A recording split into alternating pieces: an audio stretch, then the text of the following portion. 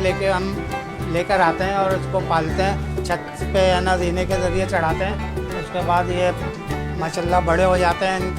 जब बड़े हो जाते हैं तो ये जीने से उतर नहीं सकते, फिर इसके लिए हमें क्रेन हायर करनी पड़ती है। जानवर उतारते हुए 18 साल हो गए तकरीबन, और पहली दफे जो उतारा थोड़ी सी बिजली की तारे मारे देख के, ये लोगों का हुजूम देख के थोड़ा सा जो है ना मुझे थोड़ा खौफ लगा। अभी जो है ना बिल्कुल ही ऐसा समझे कि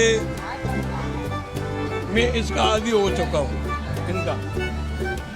इनका आदी हो चुका हूँ। मेरे को कोई अभी घबराहट भी नहीं हो रही, कुछ भी नहीं, बिल्कुल मैं तसल्ली के साथ जानवर उतार रहा हूँ। मैं इनको हर साल लेके आता हूँ माशाल्लाह से। आज छुट्टी का दिन था, मैंने इनको सुबह बताया कि वो चांद बेल उतरेंगे, तो ये पापा वही पिछले साल जो देखे थे, हाँ बेटा वही सुबह से कहीं भी नहीं गए। आज हमने सारा इंजॉय इधर ही करना था, हमने बोला आज इधर ही इंजॉय करेंगे।